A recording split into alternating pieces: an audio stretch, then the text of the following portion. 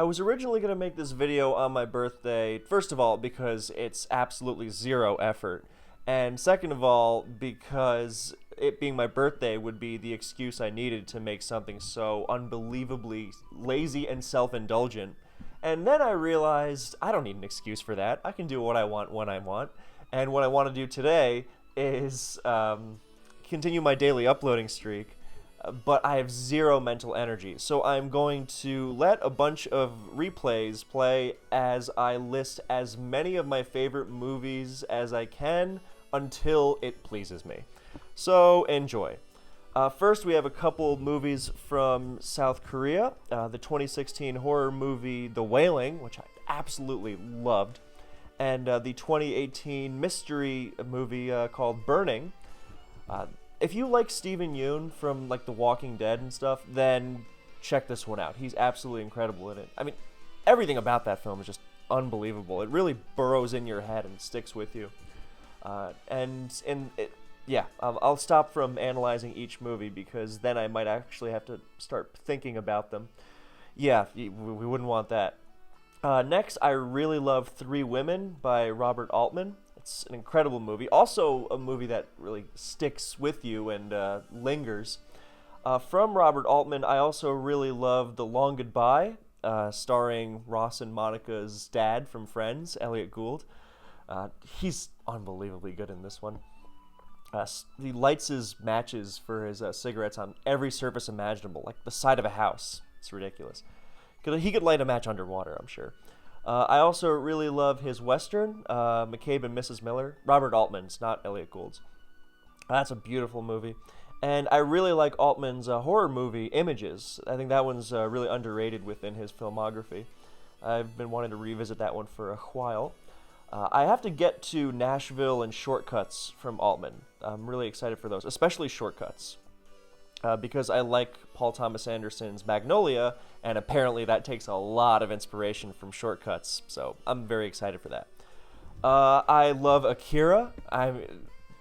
It's just the greatest. It's monumental.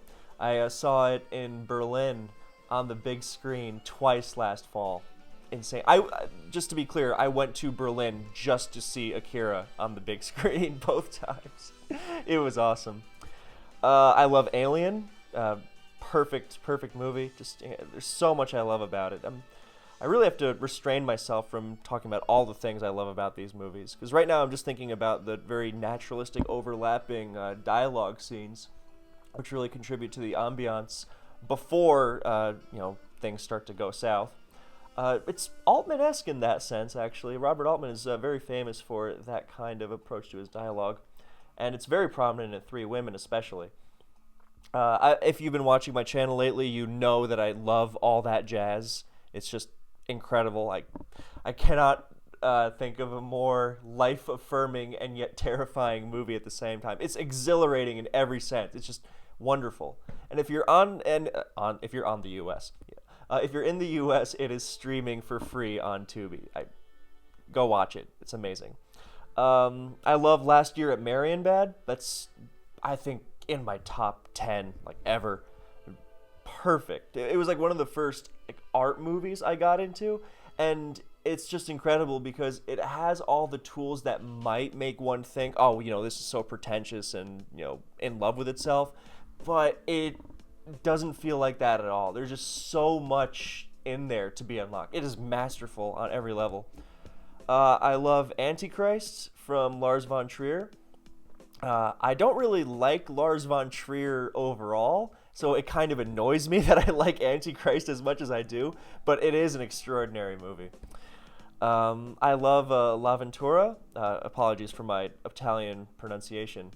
I'm not going to try to actually say it like an Italian would, and it just feels better than calling it The Adventure. But yeah, Antonioni was incredible.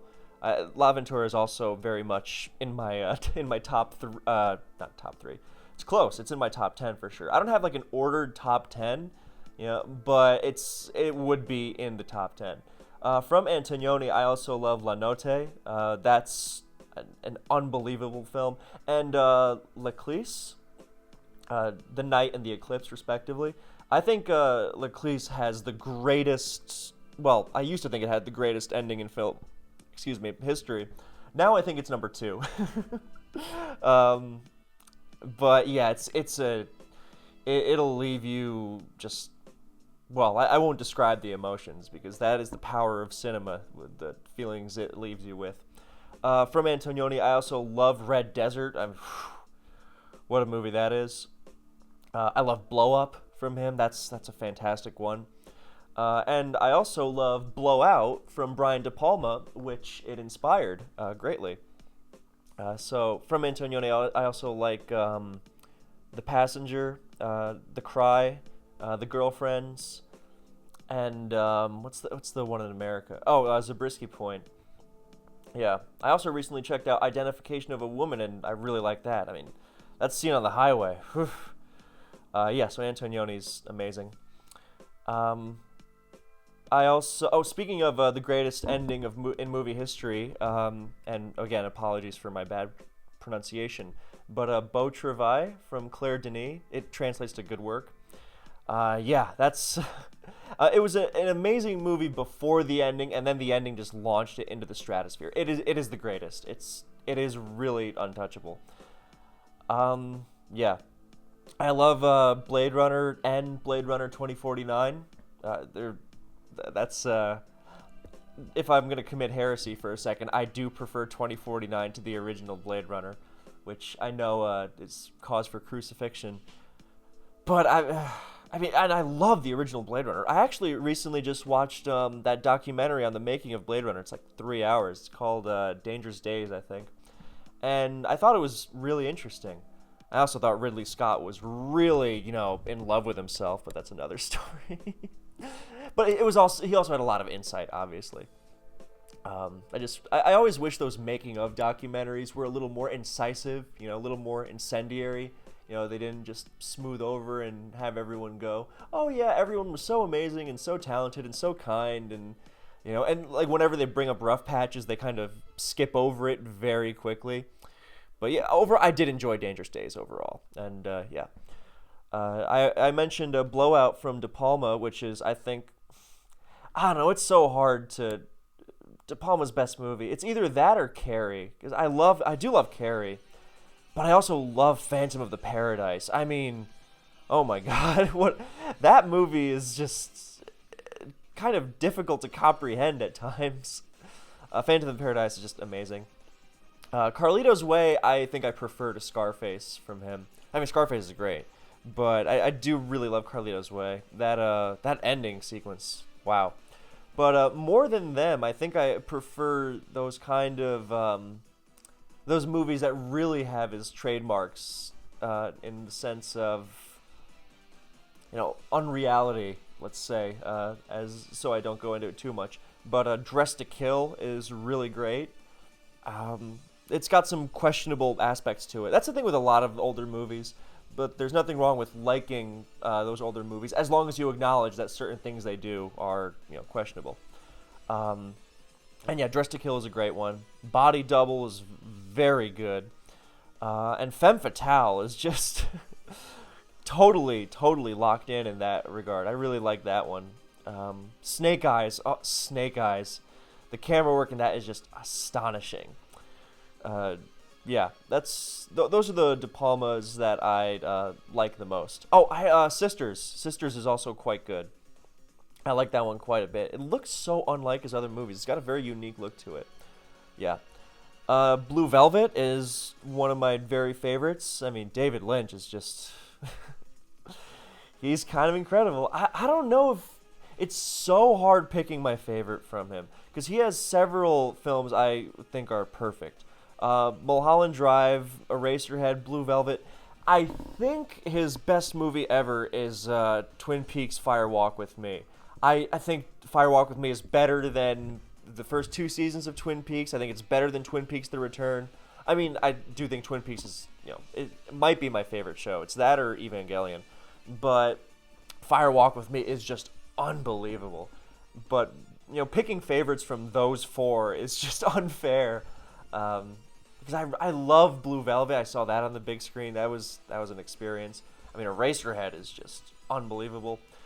Mulholland Drive. I mean, I saw that on the big screen last year twice in 3 days, and I just keep wanting to watch it over and over.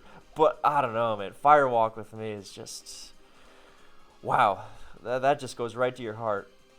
And obviously, he's got a ton of other fantastic movies as well. I mean, Inland Empire is just like genuinely psychotic, which I love. Lost Highway is just cold and frigid, and I mean, people talk about, his movies make no sense, but Lost Highway really makes no sense. I mean, okay, I don't think that it makes no sense. It's just that, something happens in it, and you just go, it's something I still haven't seen done in any other film. So, yeah, Lynch is great. I mean, I even like his shorts, like Rabbits. I do love Rabbits. Yeah, Lynch is fantastic. I love Anya. I'm sorry, I don't know how to pronounce her name. I don't know if it's Agnes or Agnes, because I heard this interview where a French speaker referred to her as Agnes, but I was like, I don't know. Yeah, so I'm just gonna say Agnes Varda, and she had this film called Happiness. Perfect movie, perfect, absolutely incredible. Yeah, it's short. I think the credits roll before the 80th minute, but it's beautiful to look at, and it's got this beautiful surface, but it's so. I mean, okay, the idea of something being beautiful on the surface and then being dark underneath is not necessarily the most unique thing in the world, but the way how it's so sunny and happy and easygoing, is really disarming, because that's the truth of the situation for the main character until, well, I won't spoil, but it's phenomenal. I love it. Brain Dead from Peter Jackson, better than any of the Lord of the Rings movies, easily. Brain Dead is my favorite zombie movie ever. It's so funny. So, well, it's got a lot of blood. Yeah, just wonderful. There's nothing quite like a horde of zombies getting run over with a lawnmower. Yeah, if you like Lord of the Rings and you haven't seen Brain Dead, then I recommend it. I also like Peter Jackson's other early movies. Meet the Feebles is particularly demented. And I also enjoy Bad Taste, which gives you an idea of his mindset early on. I love Jacques Rivette's movie Celine and Julie Go Boating. Oh, that was magical. I mean, right from the start. It's over 3 hours long, but it's one of those things that I'm already spending too much time describing these things. But yeah, it's one of those movies that mess with identity and reality, and it's also very fun. A lot of those movies are really dark, like, oh my god, my identity's fracturing. Ugh, yeah, cry about it. But in this one, it's a lot more playful, and it leaves you kind of mystified, but in a very positive way by the end. Clerks from Kevin Smith. Gotta say, it's just, I rewatched it recently after not having seen it for a long time, and even though I pretty much know it by heart because I first saw it when I was like 19 or something, yeah, it's one that sticks with you. It's so fun, and then that whole we're fun lazy slackers thing just really bites you at the end. Yeah, Clerks is great and hilarious. From Kiyoshi Kurosawa, I like a lot of movies, but my two favorites for him are Cure and the scariest movie of all time, Pulse. It's utterly terrifying. It's like, that's the only time I remember, like, when I saw it, I was like, yeah, I've seen a lot of horror movies. I don't get scared anymore. Like, I handled The Exorcist, and I'm fine. And during Pulse, I was absolutely petrified. It's a great movie beyond that, of course. It's not just about being scary, but wow, that one really got me. Cure is also similarly, gets its needles under your skin as well. That one's really good. But Kiyoshi Kurosawa's got a lot of great movies. Tokyo Sonata, I recently saw. Finally, that's a great one. Retribution, that one's pretty chilling. I mean, he's got so much good stuff. Charisma, Bright Future, Doppelganger. I just watched Creepy yesterday, actually. That was great. Seance, that one's fantastic. Yeah, he is a great filmmaker. Dead Leaves. Dead Leaves is 45 minutes long, and it's the most bonkers thing. You know what always drives me crazy when someone goes, "Oh yeah, this movie's so bonkers, it never lets up for a minute," and then you watch the movie and you're like, "This lets up for like half its runtime, if not more, usually more." This one, has the benefit of only being 45 minutes, but each of those 45 minutes are just, oh my god. It's like if crack did crack or something. It's completely unhinged. It's so much fun. So ridiculously over the top. I absolutely love it. Seek Dead Leaves out. Yeah. Do the Right Thing from Spike Lee.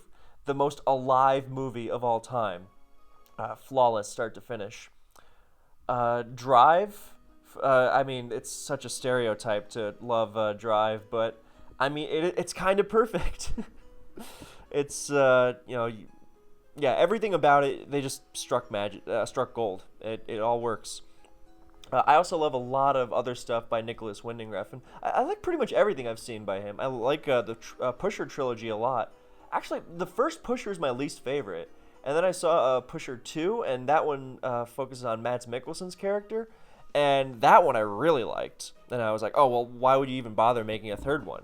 And then Pusher 3, I think I like this one even more because it switches focus to another character as well. And yeah, so I love the Pusher trilogy. Bleeder was solid. I wasn't expecting that. 'Cause it's very overlooked in his filmography, and it's kind of hard to find, but I like that one quite a bit. And Mads Mikkelsen's character in Bleeder is unfortunately really relatable because he watches 1 million movies a day and doesn't know how to talk to people. It's, yeah. Then I really liked Fear X. I thought that was fantastic. I don't know why that one's not more well regarded. I thought that was wonderful. That one is mostly known for sending Refn into debt, but I thought it was a great movie. Bronson I thought was pretty good. I thought Tom Hardy went all the way in on that one. He did very well as Bronson. But I would say Bronson is probably my least favorite from Refn, which, I mean, still a solid movie. Valhalla Rising, that was that was pretty nuts. And then after Drive, I think Only God Forgives. Everyone was expecting, Refn and Gosling are back together and they're going to do something. Oh my God, well, I wonder what it's going to be. And then it was this. And, yeah, and people are like, that's really weird, but I think it's unbelievably good. I like the Neon Demon a lot. That's a really, I mean, some of the scenes in that are just astonishing. And I personally consider it a film. Too Old to Die Young, his Amazon miniseries. I mean, talk about, I think it's the best thing Refn's ever done. It's a landmark. It's his version of Twin Peaks: The Return, or I don't know. That's what it gets compared to a lot, but I prefer it to The Return. I think it's phenomenal, flawless, perfect, astonishing, incredible. Starring Top Gun star Miles Teller as the most disgusting cop of all time. Well, maybe not as disgusting as the cop from Bad Lieutenant.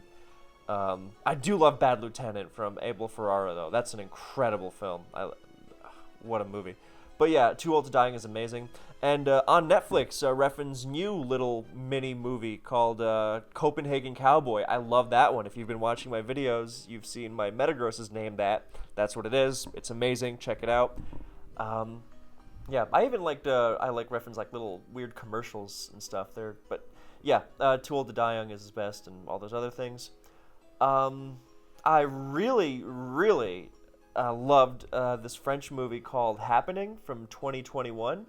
It's the true story of a girl who... And I had some apprehensions going in, not because of the subject matter, but because of the whole based on a true story thing. Because that's easily the worst genre on average. This was based on a true story, so you're supposed to feel worse for the characters or something.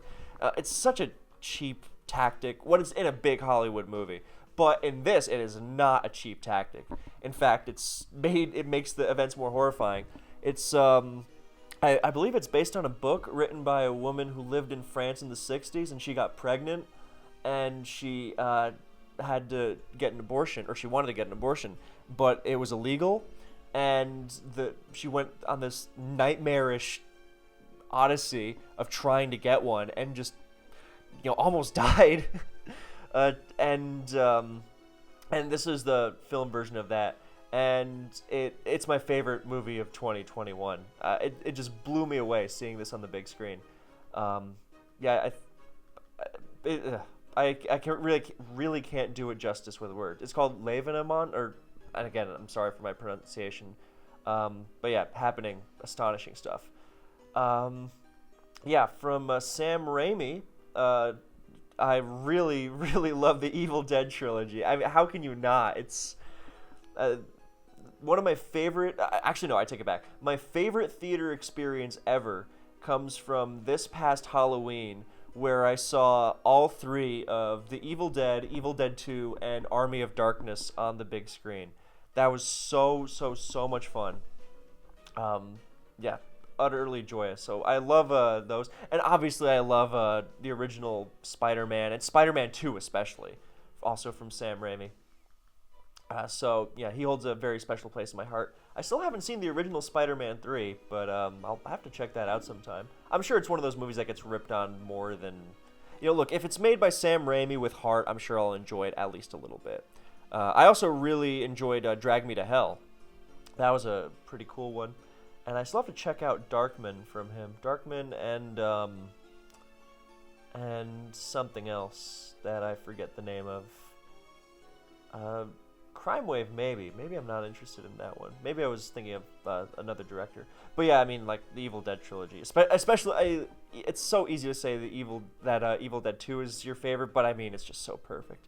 But the other two are incredible as well. Goodfellas, I mean, talk about, a cliche to like, but, Goodfellas, it's kind of like liking the Beatles. It's like, yeah, it's a cliche, but it's also so perfect that you're like, yeah, well, now I see why it's the cliche. And what's astonishing is that Goodfellas isn't even Scorsese's best movie. I mean, now we're really getting into cliche territory, but Taxi Driver is my favorite of his. I think it's like, if I had to pick like one best movie ever, I don't know that I would say Taxi Driver confidently, because there's like a couple others that I could think of for the spot. Obviously, who else couldn't? But in terms of what has impacted me the most personally, it's hard to go wrong with Taxi Driver. Just what a movie. Also from Scorsese, Raging Bull, the ultimate feel-bad movie. I've seen it twice, and both times, and the second time was on the big screen, and both times, it just, the first time I was like, oh, well, maybe it's because I wasn't in such a good place when I saw it, but then the second time I was feeling, much better in general, and I still walked out of that theater going, I feel terrible right now, in the best way, of course. It's an incredible movie. But I like pretty much everything I've seen from Scorsese. I mean, King of Comedy is a really underrated one. That one's great. After Hours, that one's super cool. It's very weird. It's not really his style, but or his usual style. Well, there's elements of it in there, but I do love After Hours a lot. Casino is fantastic. Casino is so much more than just a Goodfellas knockoff. People just say, "Oh, he's just redoing Goodfellas." If that's how you look at it, you're missing it. The Departed is a great one. I saw that on a plane recently. It had been several years, and it was the best choice on the plane by far. So I was like, let me go through this. And I'd seen it a couple times before, but now I was like, this is really tight. I don't remember ever appreciating it this much before, so I really love The Departed.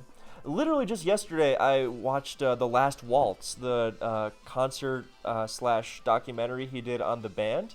I thought that was, if you're not familiar with them, the band is literally named The Band. I thought that was very cool. I love The Irishman. I don't agree with it looks weird and it's just another mob movie thing. Like, again, a lot of those detractors of he just does mob stuff miss the point so spectacularly. So yeah, I love The Irishman. Wolf of Wall Street is obviously. And the amazing thing about Wolf of Wall Street is just how awful you feel at the end of it, and that I think really it's similar to Goodfellas in that sense. And because you go on all these thrills, and it's like, oh, it's glorified, and then you feel so worn out and terrible at the end, and then you realize I mean, of course it's gonna seem amazing at first. Like, do you want to pretend that those movies are not about stuff that is exciting, and that's why you get worn in? But then at the end, you're just practically dead, and that's the power of those films. Last Temptation of Christ, I thought was great. I can definitely see why that one got protested when it came out, but I really liked it. Mean Streets is superb. I didn't expect it to be so slice of life when I first checked it out. Age of Innocence, that's a really underrated one. It's very unlike his other films because it's a period drama, but I thought it was great. I still have to check out a couple things. I have to check out Silence from him, but I like other stuff like Bringing Out the Dead. That's a really cool one. Nick Cage is on fire in that one. I even like that little documentary, Italian American. I thought that was cool. His Cape Fear remake was pretty cool. Yeah, there's always more to see with Marty, but I'll move on to someone else at this point. But yeah, he's kind of amazing. Matthew Kasowitz's La Haine. What a punch to the gut. When I first checked it out, I heard, it's just like Do the Right Thing, but French. And that is such a disservice to this movie, which I think is genuinely flawless in its own right, and so much more than just that. So, fantastic stuff. The Man Who Sleeps, French movie by Bernard Caisson from 1974. I mean, this is it's like kind of like Last Year in Marienbad in that it's like, this is very, what you think of when you think of French art movie, and I could see why some people would be turned off by it, but I thought it was mesmerizing in the best way. Very, very poetic without being too in love with itself. It's too busy being, overwhelmed with its own emotion to really marvel at itself, if that makes sense. And I appreciate that. It's very earnest. Autumn Sonata by Ingmar Bergman. That's you're not going to be feeling too good after that one either. That's really intense. I mean, I love pretty much everything I've seen from Bergman in general. Persona is also in my top 10. That's incredible. Seventh Seal is great. Wild Strawberry is great. I just watched scenes from a Marriage, the full TV version, last week, and that took a lot out of me. Winter Light is another one of the ultimate feel-bad movies. Cries and Whispers, that one takes a lot out of you. Through a Glass Darkly, I really wasn't liking in the first half, and then the second half comes, or maybe even the last fourth comes around and completely turns everything on its head. Loved it. Shame, his war movie, that's a heavy one. Virgin Spring, that's a heavy one. The Silence, I think, is his one. Actually, no, I think it is his most overlooked. I think it's genuinely in his top 3. I think it's near perfect. It's very much reminds me of Antonioni in a sense. So I love. I would say his top 3 for me are Persona, Autumn Sonata, and The Silence. Yeah, that's you can't praise Bergman enough. Hour of the Wolf is a great one. That's kind of a horror movie.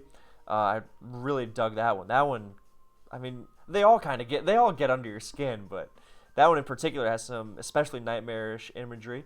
I love The Passion of Anna. That one goes to some strange places, in the best way.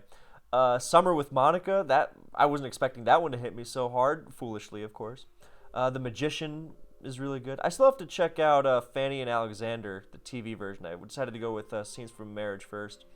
I also want to check out the TV version of Face to Face, which has been difficult to track down. It's not even on Criterion or something. Why? Yeah, I also like that little TV movie he did called The Rite. I thought that was really cool. The Rite as in Rite, like a religious rite, not the right as in opposite of left. Hot Fuzz, the opposite of Ingmar Bergman. In the best way. I love Hot Fuzz. I think Hot Fuzz is also like in my top like 2. It's perfect. I've seen it so many times, but it never gets old. I like pretty much everything from Edgar Wright. I love A Hot Fuzz. I think The World's End, as far as the Cornetto trilogy goes, I think it's insanely underrated. I do not understand why it gets... Maybe... I guess my personal theory is that it's a little heavy for people because the main character is, kind of, is depressed. It's still really funny, but there's a very sad undercurrent, more so than in, say, Shaun of the Dead. But of course, I love Shaun of the Dead. Venerate it downright. I don't like Scott Pilgrim vs. the World as much as I did before, just because I think it should have been longer. It kind of rushes through that last act. But before, I mean, it's a perfect time capsule. If you were too young to understand or to be around for, like the end of 2009, 2010, I promise you, Scott Pilgrim vs. the World is exactly what it was like. I like Baby Driver a lot. That was the first movie of his I saw. That was a really fun time. I even like that documentary he did on the Sparks Brothers. I thought that was pretty cool. And I really liked Last Night in Soho. I don't know if I agree with every choice in it, but I thought it was wonderful. I did not understand the split reception at all. Maybe, I don't know. I thought it was great. Yeah, what's next? The Incredibles. I mean, come on. The Incredibles is that rare childhood movie. Because sometimes you check out movies from your childhood and you're like, oh yeah, I guess you have to be a kid to like this one. But with The Incredibles, I really think that it's a movie that you appreciate more as an adult. I mean, I loved it as a kid. I would just watch it over and over and over. I still even have my original DVD, but as an adult, I just love it. India Song from Marguerite Duras, or Dura. I assume it's Dura, but then I heard a movie where someone referred to a character with the last name as spelled Duras as Dura, and now I'm not sure. Or the opposite of what I just said. I'm rambling. So I have it all mixed up. I like a lot of her other movies too. India Song is my favorite, but I like Her Name from Venice and Deserted Calcutta, Agatha and the Limitless Readings. Women of the Ganges, I don't, French. Nathalie Granger, I thought that was pretty cool. I wasn't quite as into that one and Destroy She Said, but I thought they were still very solid. And I like her experimentation. There's still a lot of other movies of hers I want to check out, like The Truck, and but the main one I want to check out is Vera Baxter. That one seems really cool. Yeah. Next, we have Jeanne Dielman, my favorite action movie. Jeanne Dielman, for those who don't know, is 3 hours and 20 minutes long, and it is mostly a woman doing housework, and it is genuinely incredible. I don't have enough positive... I cannot say it, rather. I cannot praise Chantal Akerman enough. Everything about what she did was just incredible. I like pretty much everything that I've seen from her. From her experimental, structural films like Hotel Monterey, to more her, really slow, the Meetings of Anna is incredible. To her, travelogue movies like News from Home.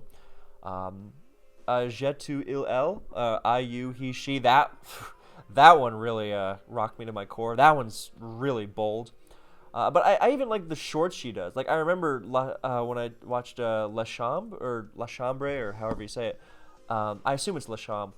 But that one's just, that's what I mean by structural films. How can this be made so compelling? And I realized how she was daring the viewer to think about it. And I really appreciated that. I mean, I even loved the audaciousness of her first short movie, Blow Up My Town. Amazing stuff. And the one I most recently saw was All Night Long. That one was, she gets it. She really gets it. There's also, I want to check out her documentary From the East. But my other favorite movie from her, besides John Dielman, is Portrait of a Young Girl at the End of the 1960s in Brussels. And that was the first one I saw from her, and I checked it out because it was late at night and I wanted to watch something, and it was only an hour long. And that one punched me in the stomach. Oh my god. Yeah, I really love that one especially. So yeah, Chantal Akerman, one of the greatest. Damnation from Bela Tarr, that is my favorite movie of his. I really enjoyed seeing that in a theater, and just watching as the people around me who didn't know what they were in for just started walking out because it was so slow. And I was just like, yes, the slower the better. The slower and longer the better. By that rationale, yes, I do also love Satan Tango from him. For those who don't know, Satan Tango is 7 hours. Well, actually, no, I take it back. It's more than 7 hours long. It's like 7 hours and 15, 20 minutes or something. But yeah, Bela Tarr is an amazing filmmaker. But Damnation is my favorite of his.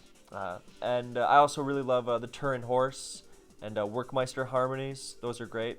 Man from London is pretty solid as well. I mean, I know that one had some production turbulence that kind of got in the way of the final thing. Because at first I was really into it, and then it kind of felt like it lost its way. But, I mean, with Bela Tarr, then you're always in for something really heavy. Yeah, now next up we have Logan, which is my favorite movie ever. It's the kind of movie that I watched for the first time. I resisted watching it at first because I was like, come on, how can you make a serious superhero movie? Like, really? And I had no attachment to Wolverine or the X-Men at all. And then my buddy was like, oh no, this is like a real movie. This is like a human drama. And I was like, okay. And then me and my friend in the summer of 2018 were we were bored one evening and we were like, let's go to the movies, what's playing? And we saw The Meg, and I was like, look, I don't have any expectations. We've seen plenty of garbage in theaters, but as long as like the Big Shark does some Big Shark stuff, we'll be satisfied.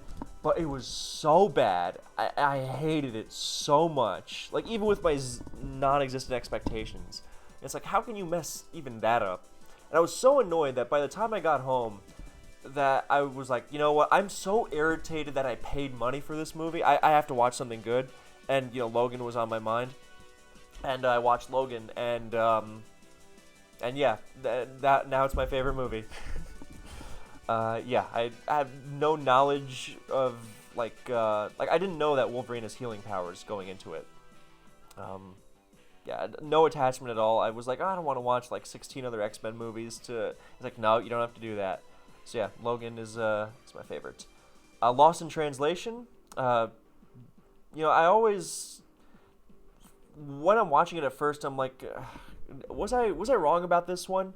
In the first like 20 minutes.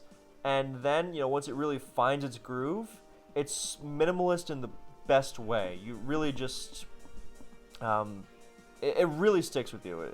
I always feel just very fulfilled, in the most human way after I finish watching Lost in Translation. So I love that one. The scene where Scarlett Johansson goes to Kyoto is just magical. I mean, there's a lot of magic in that movie, of course, but like the scene with I think it's Sometimes by My Bloody Valentine that plays going over the bridge. I mean, that's something too. Okay, a Czech movie that I really love is called Markéta Lazarová, and it is astonishingly good. It might be the most beautiful movie I've ever seen in my life. It's a medieval movie, and it's all over the place, and it's very dreamlike, and it's wonderful. I've seen it a couple times, and I want to see it again. Yeah, for anyone who's a fan of Andrei Rublev by Tarkovsky, then I think this movie is even better than that. Or, okay, not to necessarily make a comparison, but it's very similar to that, but I prefer it. Of course, Andrei Rublev is, a stunning film in its own right. But yeah, I love Mary Poppins. I mean, that's another childhood movie that, I loved watching that one over and over when I was a kid, but now, I relate to the dad character, and I'm just like, well, no, okay, I don't relate to him at first because he's being the worst to his kids, but I feel for him, rather. I feel more connected to him. When he walks through the city at night and it's empty, and Oh my god, it gets me. And then when he flies the kite with his kids at the end, yeah.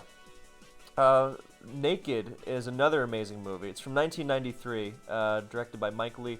For anyone who's watched the Harry Potter movies and knows the guy who plays Professor Lupin, well, he plays the worst human on Earth in the...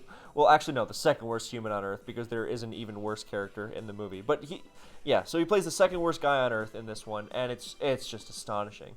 I think this is definitely my... Well, I guess Hot Fuzz and stuff came out of Britain, but that's, Yeah, okay, so it might not be my favorite British movie, but it is up there. It is harsh. I mean, that extended scene with the security guard just gets me. This is actually great timing, because this weekend I'm going to see one of my favorite Tarkovsky movie in a theater. It's Nostalgia. I'm so excited for it. I can't even imagine what that's going to be like on the big screen. I haven't seen any of his stuff on the big screen yet. But yeah, everything Tarkovsky did was just incredible. Stalker is just... if you're interested in them, by the way, I would recommend... If you have any interest in like art movies at all, then go with Stalker. If you can handle something being a little slower, it's just beautiful. In every way, not just visually, although it is that, of course. But just the way everything moves and progresses is just astonishing. Stalker's perfect. It really is. Yeah, I'm pretty sure that's my second favorite of his. Yeah, Stalker's perfect. Andrei Rublev's amazing. Mirror is also pretty perfect. I mean, that one's just... Yeah, I really have to stop describing why I like these movies. I have a lot to get through. I've seen Solaris several times. That one always beautiful movie. I like The Sacrifice a lot. That one goes to some really, really dreamy places.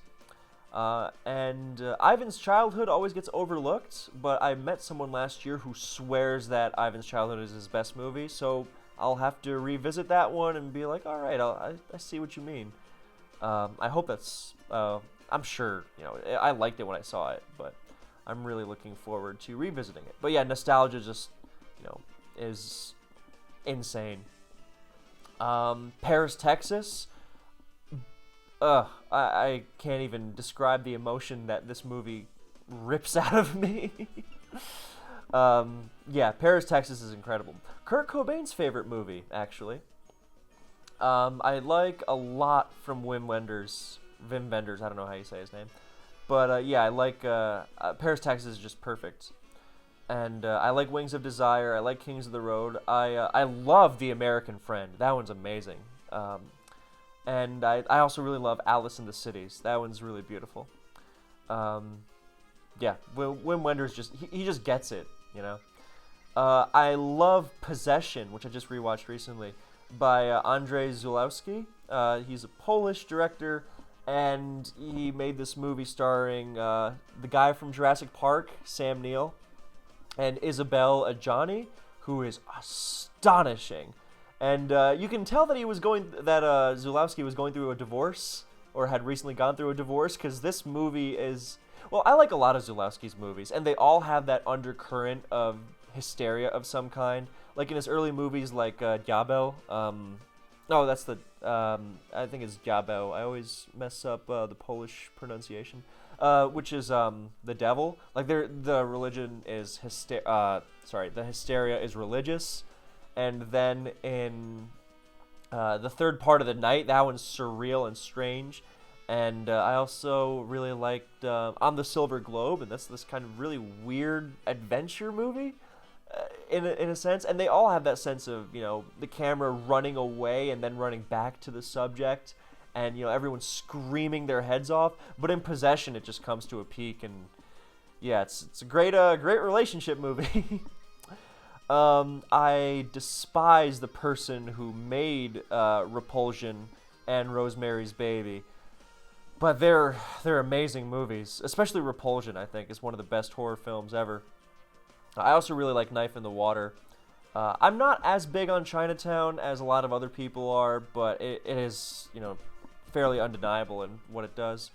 The Tenant is also pretty good. I still have to see a few more, But yeah, Repulsion.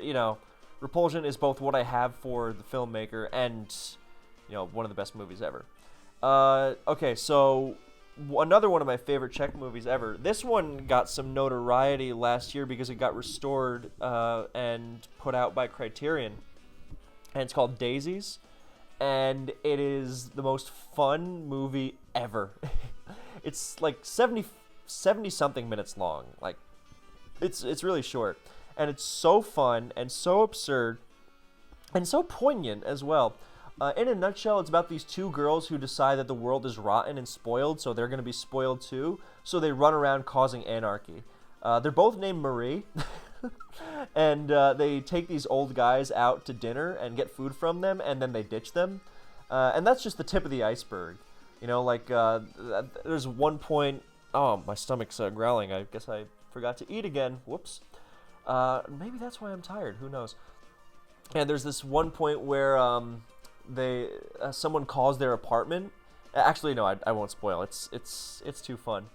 Yeah, the director of that movie, Věra Chytilová, was the ultimate badass. Yeah. What is next? Shallow Grave by Danny Boyle. Trainspotting is obviously Danny Boyle's biggest movie, but I personally love Shallow Grave. It just blew me away when I saw it. The way it just switches genres the way it does, and how tight it is throughout. And I thought it was perfect. The Shining is, I don't know, picking Kubrick's best movie is it's so ridiculous, because I mean everything he did just is amazing, obviously, but I love Eyes Wide Shut as well. I think that one's really overlooked. But, I mean, how do you pick between 2001 and The Shining? And just those alone, But, yeah, I got the chance to see The Shining on the big screen recently, so that one's probably my favorite right now. I don't like Dr. Strangelove as much as I thought I would, but it is a good one, obviously. Clockwork Orange is also really good, of course. Full Metal Jacket, I mean, wow. Yeah, I still have to get to Barry Lyndon and Paths of Glory and The Killing. Yeah, I know I'm slacking, but yeah, those are some big ones, of course. Yeah, I love these three movies from Mikhail Kalatazov, one of the most overlooked Soviet filmmakers. Well, I guess he wasn't he overlooked in his day, because his movies were quite celebrated. But nowadays, you don't see his name come up. But he made these two movies called The Cranes Are Flying and Letter Never Sent, or Undelivered Letter, depending on how you translate it. And I think they're perfect. And I also love this movie he made in Cuba called Soy Cuba, or I Am Cuba. And that one is some of the most unbelievable camera work you will ever see in your life. And I can't track down like any of his other movies. It might be time to try it again, because I really love those three. I think they're incredible. Yeah, my favorite Czech movie is called The Cremator. I've seen that on the big screen a couple times, and more beyond that, and it's flawless. It's one of the few horror movies to come out of the Czech Republic, well, then Czechoslovakia. Because horror was really frowned upon by the Soviet censors, because horror is very often anti-establishment, and the Soviet censors were like, this is not like a traditional horror movie. It's more like it's a psychological horror movie. So think more like Rosemary's Baby. But I mean, Rosemary's Baby also has the supernatural undercurrent. It's not explicit to be supernatural, and that was very much on purpose. But this one is just pure psychological horror, without any potential devilry coming into play. But it's really, really funny until it's not. And it's about a cremator who believes he's saving the souls of everyone he cremates. And it's set during World War II, and you can kind of guess where that one might be going. Yeah, perfect movie. It's in my top 3. I loved James Gunn's Suicide Squad. I thought it was so great. I had no expectations. I just wanted some fun, and it was just a blast. I absolutely loved it. Um, yeah, it's if all superhero movies were like the Suicide Squad or Logan or Spider-Man 2 or The Incredibles, I would be really happy. Uh, Most of them are not. I love Dario Argento's Suspiria. I remember when I first watched it, I wasn't expecting much because I watched Tenebrae from him, and I didn't like it at all. But then I watched Suspiria late at night, and the way it kind of lulled me into this dream. I mean, with the music is a big part of it, of course, and he was a big part of the music. But I mean, everything about it is just I magical, absolutely, absolutely magical. I rewatched it I think a couple months ago after not having seen it for a long time, and I just keep having to like fight the urge to watch it over and over again. Just pure magic. I love a lot of Argento's movie. I mean, Opera is a great one. Phenomena is really great. Inferno, I think, it's like borderline experimental. Like the main character changes like every 25 minutes. I love that one, and it takes a lot of Suspiria cues. It's incredible. Deep Red, of course, is a classic. Yeah, Argento is fantastic. I also was really surprised by the Stendhal Syndrome. I thought that was a great movie. I thought that one was really bold. That I really connected a lot with that one. Yeah, I love this Hungarian film called Twilight. It's not Twilight like Robert Pattinson and Kirsten. Is it Kirsten? No, it's Kristen Stewart. It's Kirsten Dunst. I do like both Pattinson and Kristen Stewart, though. They've made some great movies. But it's this Hungarian movie from 1990 by a guy named György Feher.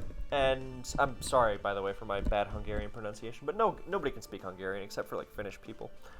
And it's like a Bela Tarr movie mixed with Twin Peaks, and it's just absolutely unbelievable. It was an instant favorite for me. I also really love this other movie he did called Passion, which is based on the Postman Always Rings Twice. Postman Always Rings Twice, and through this Hungarian lens, it was part of this movement called the Black Series in Hungary, which was about these movies about how depressing it is to live in Hungary. That's mostly a joke, but that is kind of what it was about. Like a Satan Tango is like very explicitly about that, but framed in a way that doesn't make it sound like Hungary is unlivable. It's more how difficult it was to live in Hungary after the fall of the Soviet Union and after the fall of communism. So yeah, that's Twilight is great. I love the Terminator and Terminator 2, and another blasphemous movie opinion of mine is that I think T1 is better than T2. I mean, look, T2 is still perfect, okay? Like, when I saw T2 in a theater, it was like a religious experience. But T1 is just one of the most focused, perfect movies ever. I mean, everything about it is just... It's so locked in. It is a horror movie. It is a slasher. It's a slasher with a more technological bent to it than it's utterly terrifying. I mean, that whole extended climax, starting with when the endoskeleton of the Terminator shows up and then chases them through the factory. I cannot put into words how masterful that whole extended ending is. It's unbelievably good. I mean, the whole movie is great, but that extended ending, I guess, is what really elevates it to just a masterful status.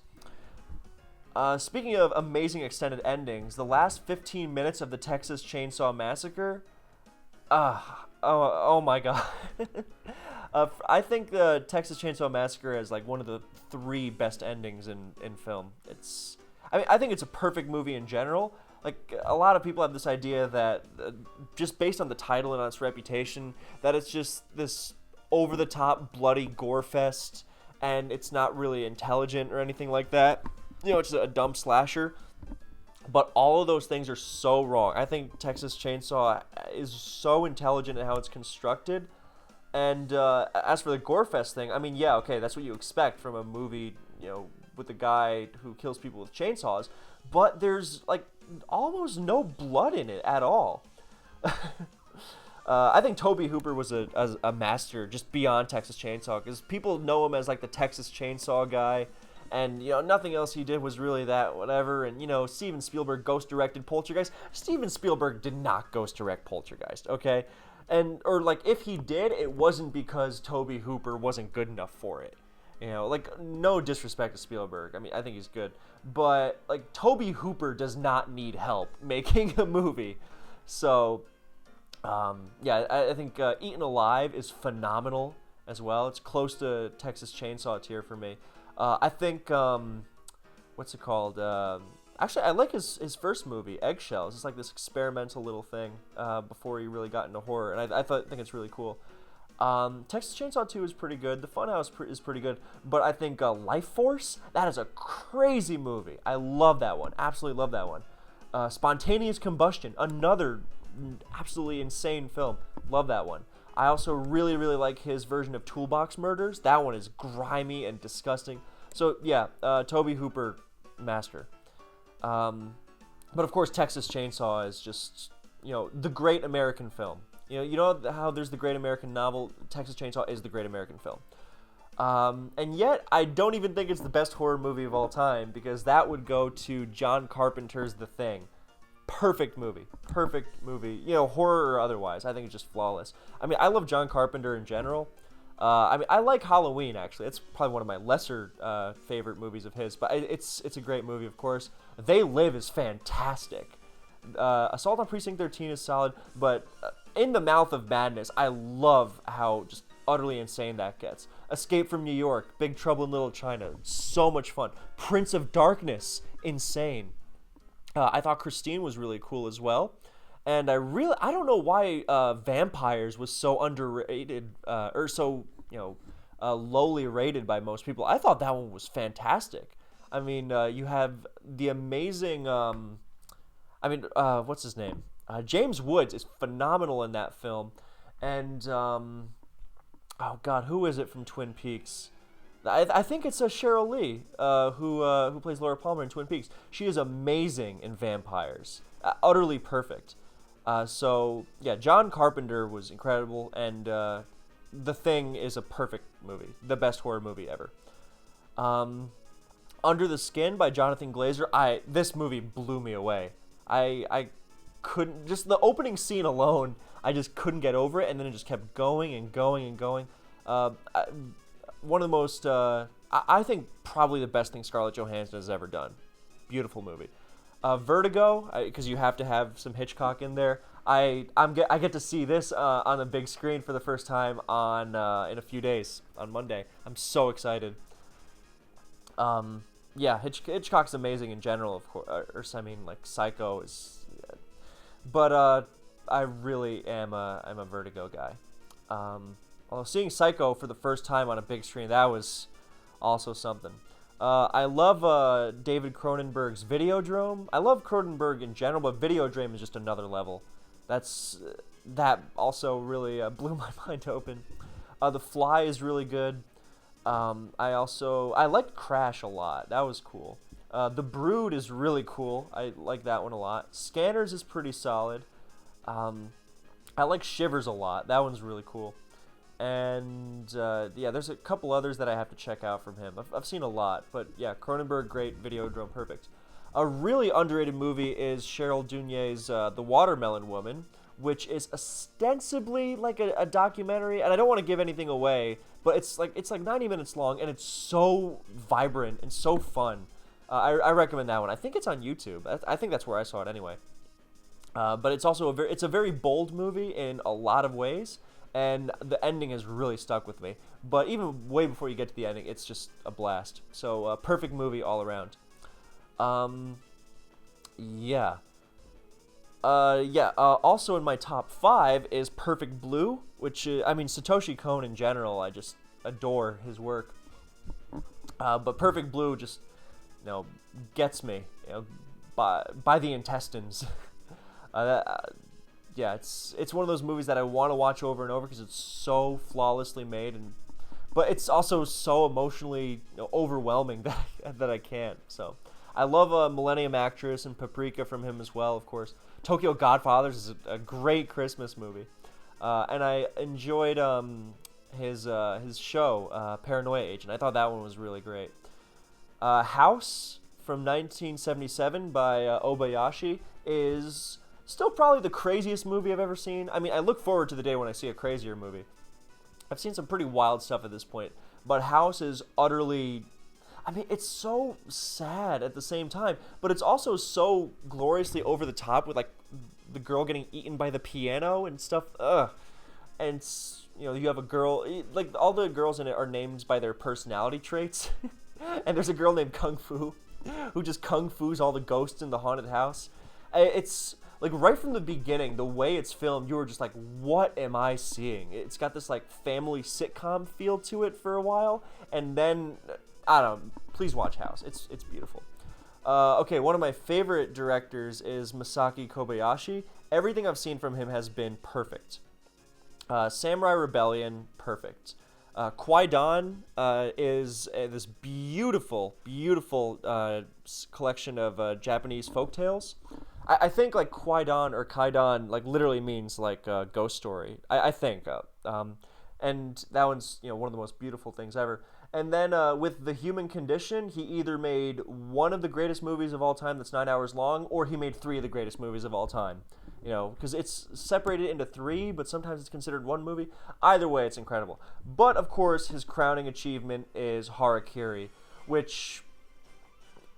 I went into it just expecting, all right, samurai movie, cool, I like samurai movies, and I got so much more than that. Harakiri is flawless. Perfect. Punch to the gut. Like my that tends to be a theme with my favorite movies. From Akira Kurosawa, I love a lot, of course, since we're in the Japanese area now. Ran is perfect. High and Low is perfect. Throne of Blood, I think, is the most perfect from him. I love Dreams from him. That's a really great one. I saw Stray Dog recently. I thought that was really cool. Bad Sleep Well is fantastic. Kagamusha, oh my god. Dersu Uzala, oh my god. I mean, he made all these great movies in black and white, and then he moves on to color and makes the most beautiful color movies. And I still have to see a couple from him. I mean, Rashomon, what more needs to be said about that? And Seven Samurai. So yeah, Kurosawa's... saying you like Kurosawa is like it's like, well, duh, of course.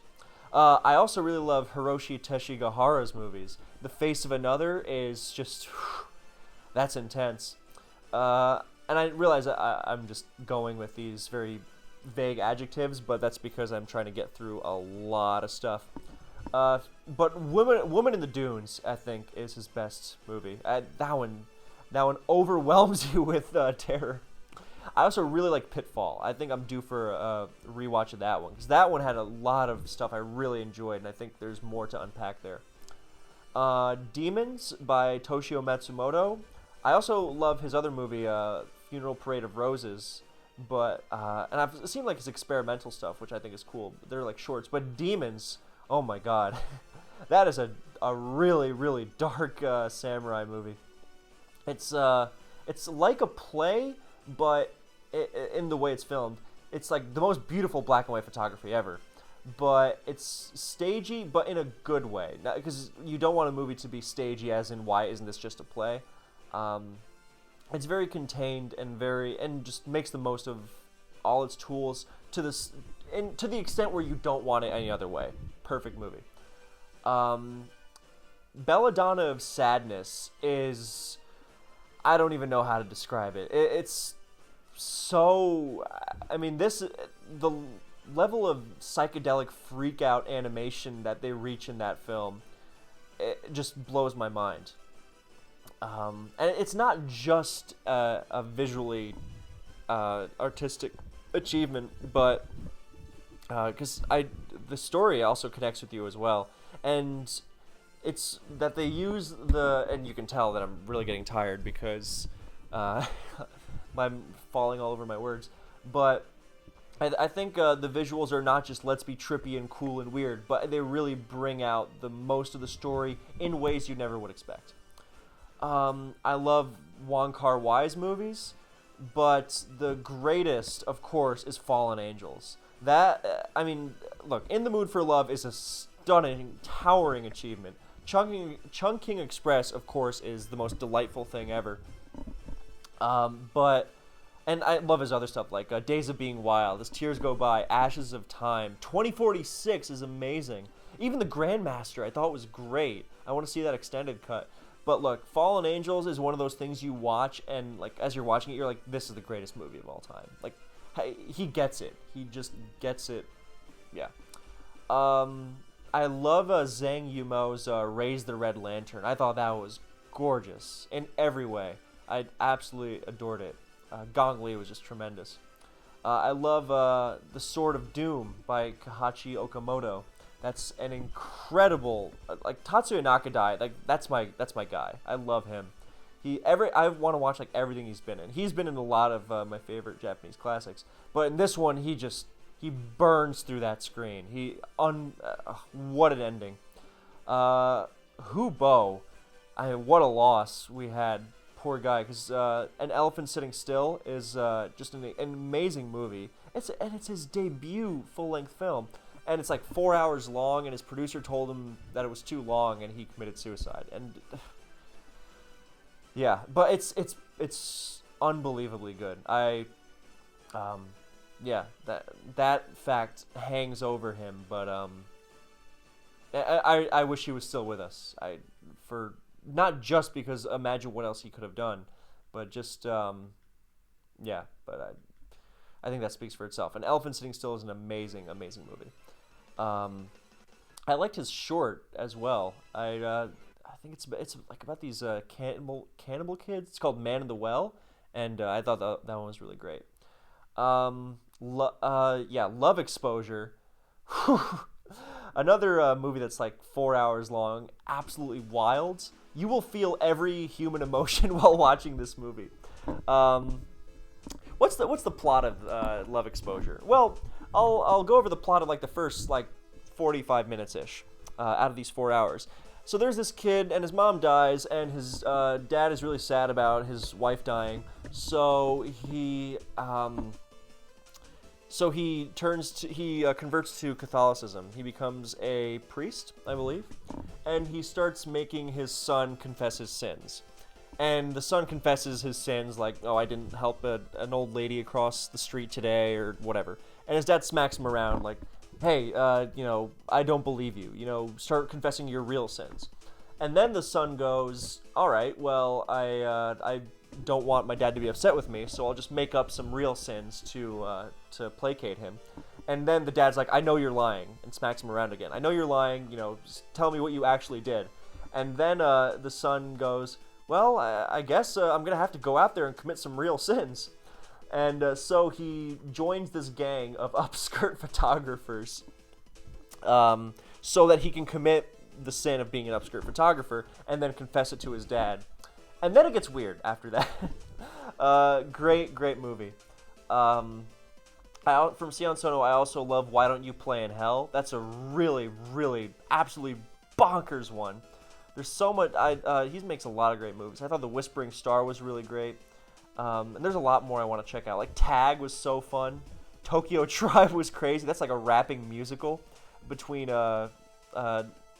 different Yakuza tribes. Yeah, insane stuff. So I also love Angel's Egg from Mamoru Ishii. He's like known as the guy who did Ghost in the Shell. And I also love Ghost in the Shell. Perfect movie. I like Ghost in the Shell too. But Angel's Egg is just perfect. It's like if Tarkovsky did anime. So, yeah, I also like this live action movie he did called Talking Head. That one's so cool. And I have to check out more from him. I want to check out The Red Spectacles. I want to check out Pat Labor 1 and 2. Yeah, he's a master. And Angel's Egg, I just can't get over how good it is.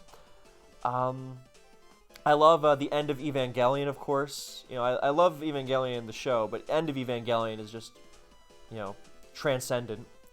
August in the Water from Gakuru Ishii is an ambient masterstroke. Just I can't even understand it almost. Like, not because the narrative is confusing, but just because the feeling it leaves you with is so hazy. But so that's one I gotta revisit.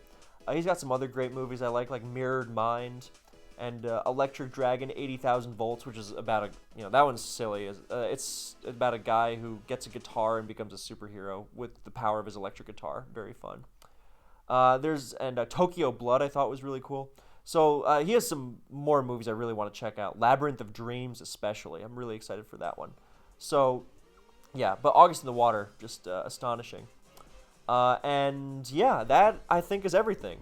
So thank you for watching or listening. I think this is going to be probably the best sleep aid video I've made, because what I was talking about has nothing to do with the with what was on the screen at all. So yeah, thank you for watching. I hope you enjoyed watching or listening, and I will catch you next time.